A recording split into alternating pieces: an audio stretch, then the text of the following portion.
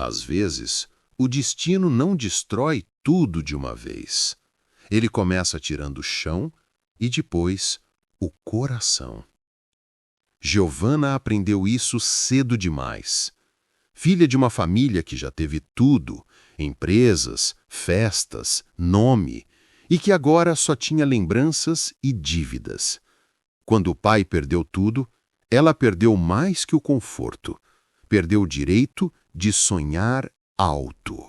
Foi em um bairro simples, longe da zona nobre onde cresceu, que ela conheceu Alves.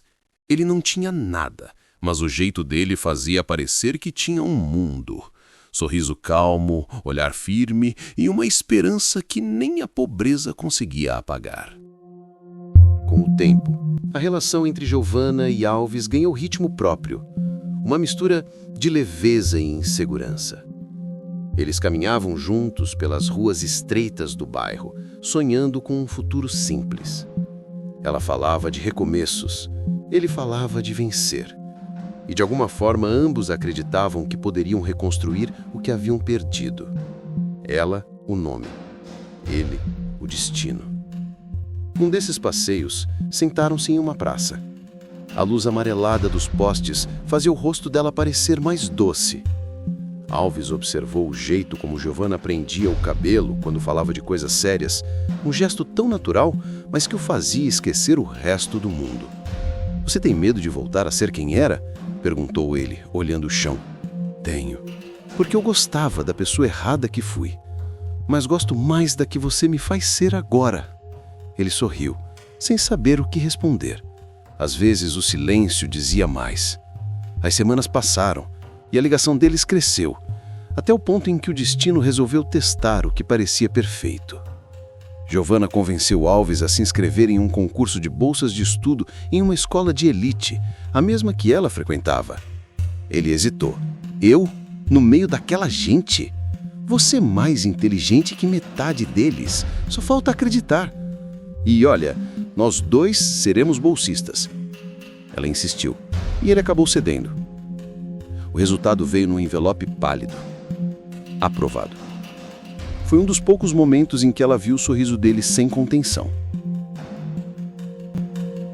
Mas os corredores da escola não tinham o mesmo brilho para quem vinha de baixo. Alves logo sentiu o peso dos olhares, os cochichos, o riso abafado quando passava. Ele tentava ignorar, mas a cada passo sentia-se menor. Foi lá que ele conheceu Fernando. Popular, arrogante, filho de empresários com o mesmo sobrenome que já fora motivo de orgulho para Giovanna. Fernando tinha tudo que Alves não tinha: dinheiro, influência e a confiança insolente de quem nunca precisou lutar por nada. O reencontro entre Giovanna e Fernando foi inevitável. Ele a reconheceu no corredor. Sorriu com a mesma arrogância de anos atrás e disse: "Até que a princesa voltou para o castelo." Ela fingiu não se importar, mas o coração acelerou, de vergonha. Fernando era conhecido na escola por ser um prepotente, e Giovanna advertiu Alves e pediu para que o ignorasse, pois Fernando provocava todo mundo da escola, inclusive a ela. Com o tempo, Fernando se tornou presença constante. Fernando passou a cercá-la. Fazia questão de cumprimentá-la alto, de exibir presentes caros, de lembrar, com um tom maldoso, o passado que ela tentava apagar. Alves percebia. Não dizia nada, mas cada riso, cada olhar trocado doía como punhal. Giovanna tentava tranquilizá-lo. "Ele não significa nada, Alves. Eu só quero estudar." Mas no fundo, ela sentia-se dividida. Fernando representava um mundo que ela perdera, e Alves o que ela queria construir. Com o tempo, Fernando se tornou presença constante. Ajudava Giovanna com os trabalhos, a acompanhava nas festas. E Alves, cada vez mais isolado, observava de longe. Uma tarde, depois da aula, viu Fernando segurando o braço dela no corredor.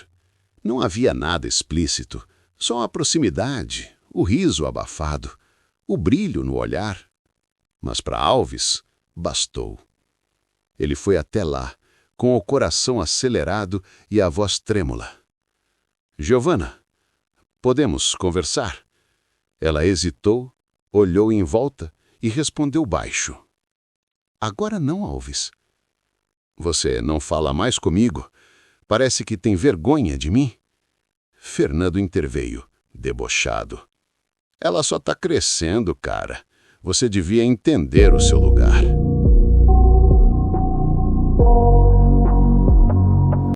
Tudo mudou numa noite. Fernando organizou uma festa. Disse que era de aniversário, mas todos sabiam que era apenas mais um desfile de vaidades. Giovana hesitou, mas acabou indo.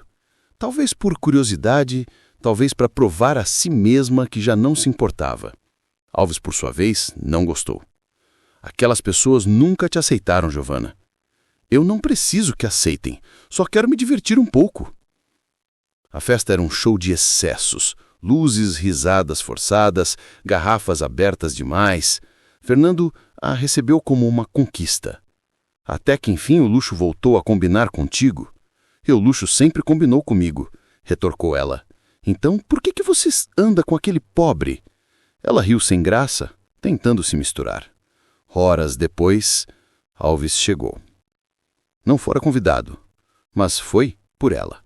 Precisava vê-la, entender o que estava acontecendo. Quando entrou, os risos cessaram por um instante. Era como se o pobre tivesse invadido o reino. Fernando o viu e sorriu com veneno. Olha quem veio limpar o chão. Alves não respondeu. Giovana ouviu do outro lado da sala, mas não teve coragem de ir até ele. O som aumentou. As luzes piscavam, o mundo girava devagar.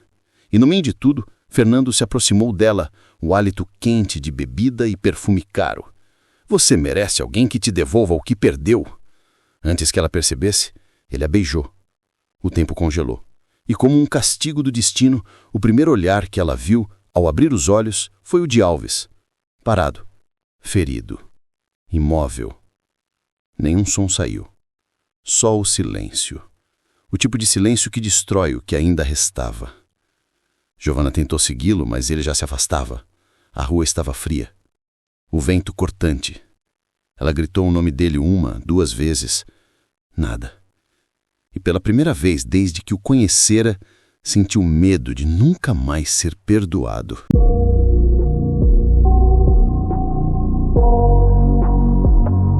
Alves, por sua vez, não dormiu. Caminhou pela cidade até o amanhecer, tentando entender o que o destino insistia em fazer com ele. O amor havia se transformado em dor de um jeito tão repentino que parecia um castigo. Ele lembrava do riso dela, das caminhadas, dos planos, e agora tudo o que restava era a lembrança de um beijo que não fora dele. Nos dias seguintes, o ambiente na escola ficou insuportável. Fernando, satisfeito com a destruição que causara, começou uma nova forma de tortura. Provocações, risadas, insinuações. E o pior, Giovana parecia não reagir. Alves tentava ignorar, mas o ódio crescia a cada olhar, a cada comentário. Foi o começo do fim. Nos dias seguintes, Giovana tentou evitar o confronto, mas a distância entre os dois se tornava um abismo. Até que uma tarde, o destino cobrou caro demais pela vergonha. Um grupo de alunos zumbava de Alves perto da escada lateral da escola. Fernando estava no meio. Empurrões, provocações e um tom de desafio no ar. Alves tentou sair, mas um empurrão mal calculado fez Fernando perder o equilíbrio. O barulho da queda ecoou pelo corredor. Giovana correu ao ouvir os gritos. Quando chegou, só viu Alves ajoelhado ao lado de Fernando, assustado, tentando ajudar. Mas o que seus olhos viram foi o corpo caído, o sangue e o medo. E naquele instante, ela não pensou, falou o que achou que era verdade, disse que o viu empurrar, e sua palavra bastou. Os dias seguintes foram um pesadelo. Alves foi suspenso. A polícia fez perguntas e todos contaram a mesma história, afinal, ninguém queria se envolver num escândalo. E quando a história vazou, o bairro inteiro sussurrava o nome dele como se fosse uma maldição. Giovanna não recuou. Manteve o que disse, mesmo quando a dúvida começou a corroer o peito.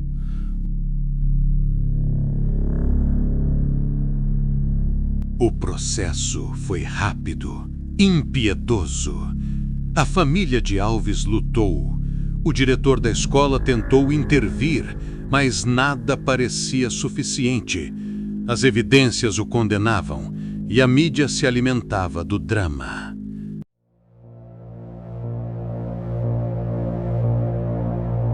Mas a verdade veio, mais dura do que ela podia suportar. Um dos amigos de Fernando, tomado pela culpa, confessou. Fernando havia escorregado sozinho no meio da briga. Alves tentou ajudá-lo e foi condenado por isso. Giovanna tentou pedir perdão, mas ele já não estava lá. Alves havia deixado a cidade, sem gritos, sem despedidas, só silêncio. E foi ali que ela aprendeu o peso das palavras que não voltam. Os anos passaram como quem varre a poeira de um quadro antigo. Giovanna se tornou jornalista, boa, reconhecida, mas com um olhar que carregava sempre um pouco de culpa.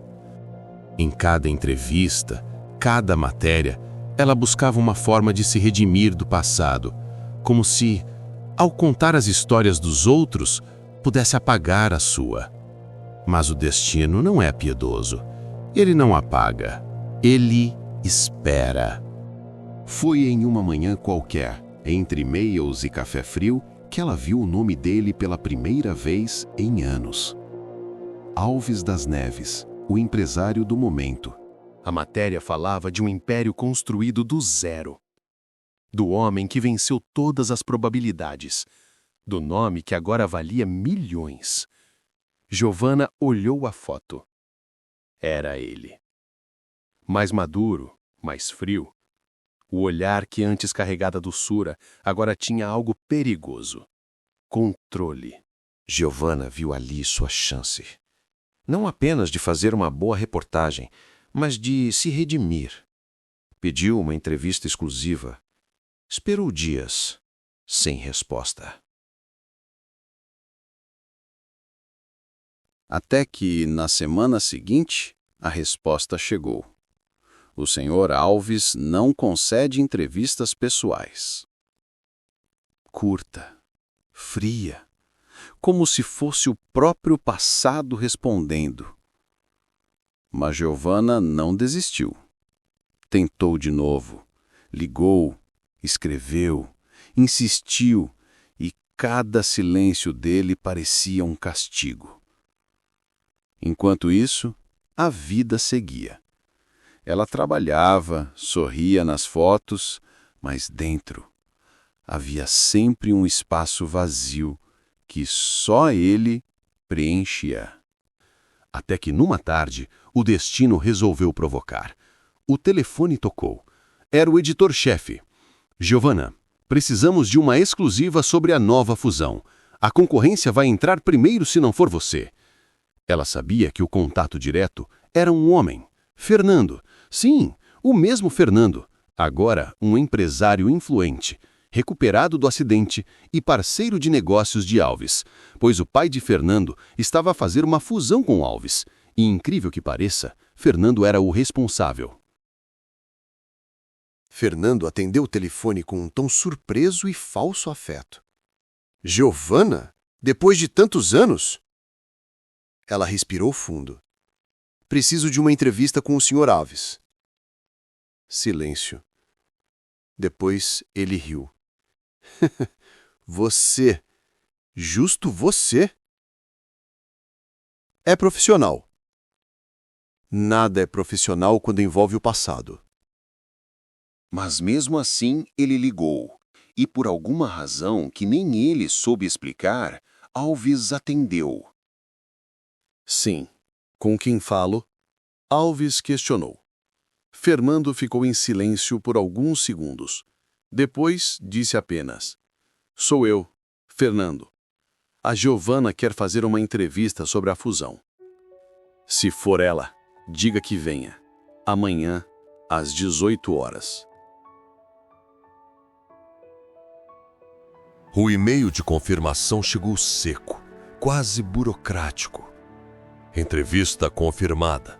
Amanhã, 18 horas. Tracinho A. Nenhuma saudação, nenhum ponto de calor. Ainda assim, Giovana sentiu o coração disparar. 15 anos cabiam em uma única linha. Alves esperava em pé, terno escuro, olhar calculado. Nada nele lembrava o garoto que ela conhecera. Senhor Alves? Vai direto ao ponto, Giovana. Faça sua entrevista. Seco, sem emoção. Ela tentou sorrir, mas o som morreu na garganta. Durante a entrevista, ele respondeu tudo com precisão cirúrgica. Sobre investimentos, fusões, números. Nada sobre o passado. Posso desligar o bravador? Ela arriscou. Se for para falar de nós, não. O tom dele cortou o ar. Ela baixou os olhos, recolheu o gravador e saiu. Mas ao cruzar a porta, ouviu. Boa matéria. Palavras frias, ditas por quem aprendeu a se proteger. Mas dentro dela, algo reacendeu. A mistura de raiva, culpa e curiosidade. Dias depois, o telefone tocou. Parabéns pela matéria. Há pontos que quero revisar. Amanhã, 21 horas. Sem despedida. Mas ela foi. O escritório estava vazio. A cidade noturna refletia nas janelas de vidro fumê. Entre planilhas abertas e café frio, as palavras eram sobre negócios, mas o ar entre eles era pesado, íntimo. Aos poucos, o espaço entre os corpos diminuiu.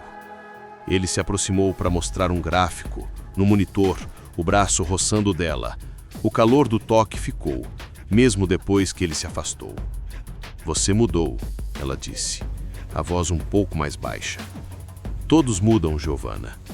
Mas o olhar dele não concordava. Era intenso, quase desafiador, como se dissesse: eu ainda te quero, mesmo não devendo. Em um momento, ele passou por trás dela para buscar uma pasta. Parou. O silêncio era quente, carregado. Ela sentiu o hálito dele perto do pescoço e o corpo todo alerta, esperando algo. Nada aconteceu. Ele recuou. Mas o que não aconteceu naquela noite foi o que mais doeu de lembrar depois. As semanas que se seguiram foram um rio de aparente calmaria. Alves continuou a convocá-la para o escritório após o expediente. Começou a surgir com convites que borravam as linhas entre o profissional e o pessoal, sempre com uma descrição que parecia respeitosa. Uma tarde, ele a levou à sua casa, um loft amplo e minimalista, com vista para a cidade, que parecia um mar de luzes. A reunião era para discutir um projeto editorial, mas o ambiente era doméstico, íntimo. Ele serviu chá em xícaras de porcelana fina, e seus dedos se roçaram levemente ao passar a sua xícara. Um calafrio percorreu o braço de Giovana, rápido e discreto. Seu texto melhorou, Giovana, ele comentou, observando-a sobre a borda da xícara. Você sempre teve um talento bruto. É interessante vê-lo sendo lapidado. A frase soou como um elogio genuíno, e ela se permitiu afundar um pouco mais na ilusão. O ápice daquela aproximação calculada foi o fim de semana em seu campo. O convite foi formal. Preciso mostrar-lhe a origem dos nossos novos vinhos para a matéria. Mas o cenário era de uma beleza arrebatadora. O vinhedo se estendia em fileiras verdes sob um céu azul infinito. Caminharam entre as parreiras e ele, conhecedor, apontava detalhes. De vez em quando, sua mão pousava levemente nas suas costas para guiá-la por um caminho estreito, ou seu braço roçava no dela ao abrir um portão. Cada toque era breve, educado, mas deixava uma marca de fogo na memória da pele dela. Na varanda, ao pôr do sol, provaram o vinho do seu vinhedo. Ele encheu a taça dela, seus olhos seguindo cada movimento seu. É um blend único, explicou. O olhar fixo nela, não no vinho. Leva tempo para as uvas certas se encontrarem, para o sabor se tornar complexo. Giovanna sentiu o rosto corar. O silêncio entre eles não era mais pesado, era elétrico, promissor. Ela olhou para ele, para a serenidade aparente em seu rosto, e julgou ver o menino de outrora por trás daquela fachada de sucesso. Pensou, tola, que o perdão era uma questão de tempo e de gestos silenciosos. Toda vez que ela tentava abordar o passado, ele desviava com uma suavidade que parecia protetora. Alguns lugares são melhores visitados só na memória. O presente é mais interessante, não acha? Ela achava. Ela se agarrava a cada migalha de atenção, cada gesto discreto, como se fossem sinais de um recomeço. Giovanna havia esquecido sua pulseira no campo, uma lembrança fina e discreta que ganhara da avó. Preocupada, ligou para o número particular que Alves lhe dera para emergências. Ele atendeu. Decidiu então ir até o prédio comercial dele no domingo à tarde, sabendo que ele costumava trabalhar mesmo nos fins de semana. O saguão estava vazio, mas o segurança, reconhecendo-a, a deixou subir. Subiu silenciosamente. A porta do escritório de Alves estava entreaberta. Ela ouviu sua voz, firme, e outra que não reconheceu. Sim, preciso resolver isso com a Giovanna logo, dizia Alves com impaciência contida. A viagem com a Roxy na próxima semana é importante e não posso deixar pendências. Mas ela ainda acredita que há algo entre vocês? Perguntou a outra voz. Isso não importa. O que importa é que preciso fechar este capítulo antes de viajar. Giovanna não ouviu mais. Seu corpo inteiro gelou. Roxy. Um nome que soava como uma gargalhada de escárnio. Ele queria se livrar dela antes de viajar com outra mulher. Tudo aquilo, os jantares, os toques sutis, o fim de semana no campo, não passava de um passatempo, um entretenimento momentâneo até que a pessoa verdadeira, a importante, entrasse em cena. Ela recuou em silêncio, a pulseira esquecida. Desceu as escadas, o coração apertado. A decepção era um sabor amargo, mais forte que qualquer vinho. Sentiu-se usada, descartável. No dia seguinte, Alves ligou. Giovanna, onde você estava ontem? Esperei você no escritório. A voz dele era calma, mas ela não conseguiu disfarçar a mágoa. Eu fui, Alves, e ouvi o suficiente para entender que sou só um passatempo para você. Uma pendência que precisa resolver antes da sua viagem com a Roxy. Do outro lado da linha, Alves soltou uma risada suave. Giovanna, eu sou um homem de negócios. A Roxy é uma das minhas principais sócias. Vamos fechar uma parceria importante no exterior. E essa pendência é justamente o novo projeto que quero que você divulgue. O maior que já fiz. Preciso terminar de mostrá-lo a você antes de viajar. Giovanna ficou em silêncio, confusa. A explicação dele era lógica, profissional, mas a dor da descoberta ainda latejava em seu peito. Ele soara tão frio ao falar com um amigo. Era tudo tão plausível, mas ainda assim, uma parte dela duvidava. Encontro-me com você amanhã, como combinado. Não deixe que impressões equivocadas atrapalhem seu profissionalismo. Ele desligou. Giovanna ficou com o telefone na mão, dividida entre o alívio e a desconfiança. Será que ela tinha interpretado mal tudo? Ou será que essa era apenas mais uma peça no tabuleiro de xadrez dele? Apesar de Giovanna ter escutado uma boa parte da conversa, decidiu seguir o protocolo. Na tarde seguinte, ao sair do prédio da empresa após uma reunião rotineira, na qual Alves a tratou com a mesma cordialidade discreta de sempre, ela foi surpreendida por uma pequena multidão de paparazzi.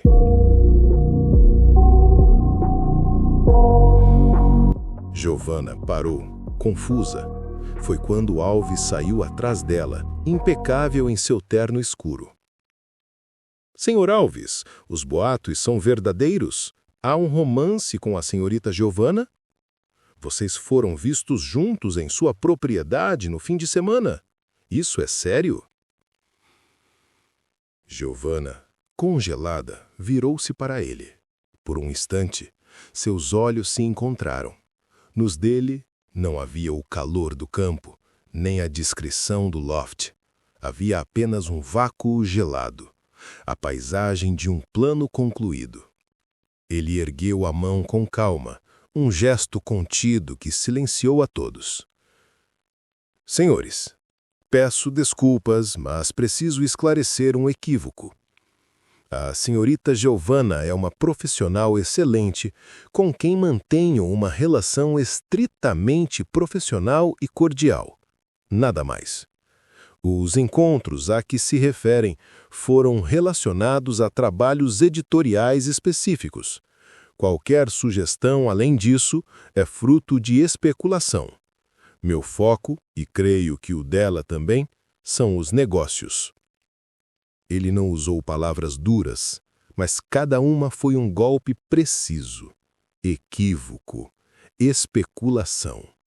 Ele não apenas negava, mas apagava com elegância todos aqueles momentos de aparente intimidade, reduzindo-os a mal-entendidos dela. Sem mais delongas, ele acenou com a cabeça cordialmente para ela e para os repórteres e seguiu para seu carro, à espera. A porta fechou-se com um som abafado. Os repórteres então se voltaram para Giovanna, os microfones como armas. Giovanna, você sabia que ele ia negar? Como se sente sendo desmentida publicamente? Ela não conseguiu articular uma palavra. Ficou parada, sob o brilho incômodo dos flashes, ouvindo o motor do carro de Alves se afastar suavemente, levando embora não só o homem, mas toda a verdade dolorosa daquela vingança que ela, ingenuamente, ajudara a construir. A poeira dos flashes havia baixado. Giovanna estava sozinha em seu apartamento, o silêncio da noite como um cobertor pesado. As manchetes online já circulavam. Alves nega romance, apenas profissionalismo. E jornalista é desmentida publicamente por bilionário. Ela era a piada, a sonhadora, a profissional que confundiu trabalho com paixão.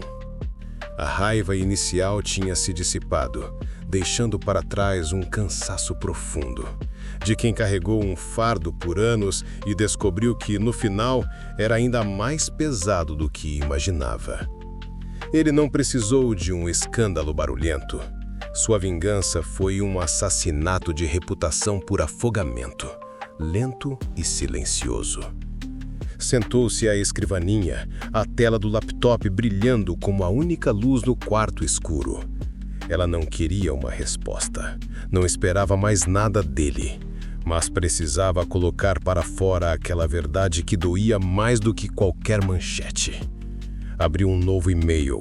O campo do destinatário foi preenchido com um misto de alívio e dor. E então, ela escreveu, não como uma vítima, mas como alguém que finalmente entendeu o jogo. Assunto: o que sobrou do fogo. Alves, escrevo esta mensagem sabendo que você provavelmente a lerá com a mesma frieza com que executou cada passo do seu plano. E está tudo bem. Não espero uma resposta, nem perdão, nem explicações. Esta carta é para a Giovanna de 15 anos atrás, que não entendeu o peso de uma mentira, e para a mulher de hoje, que confundiu a armadilha com um porto seguro. Por semanas, eu andei pela corda bamba da sua vingança.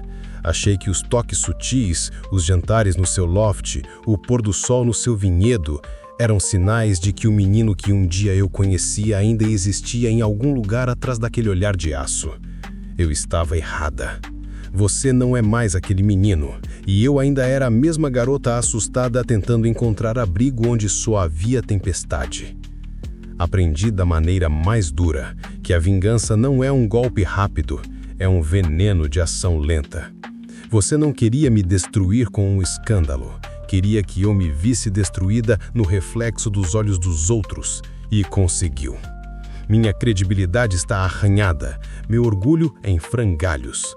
Sinto o peso daquela queda no colégio como se fosse ontem, mas agora a queda é minha e o chão mais duro. Você me mostrou que o orgulho ferido de um homem pode se transformar em uma fortaleza impenetrável e que algumas feridas nunca fecham, elas apenas se disfarçam de estratégia. Espero que o sabor da sua vitória seja tudo o que você imaginou. É um vinho amargo, não é? Feito das uvas da raiva e da decepção. Agora, eu sigo em frente, com cicatrizes, mas seguindo. Giovanna. Esta história te prendeu? Quer descobrir o que Alves fez ao ler o e-mail? Será que o passado vai continuar assombrando Giovanna? A segunda parte desta história está a um clique de distância. Clique aqui no like, inscreva-se no canal e ative o sininho para não perder o próximo capítulo. Comente, quero a parte 2, se esta história mexeu com você. Sua opinião importa. Nos conte nos comentários. O que você acha que vai acontecer agora?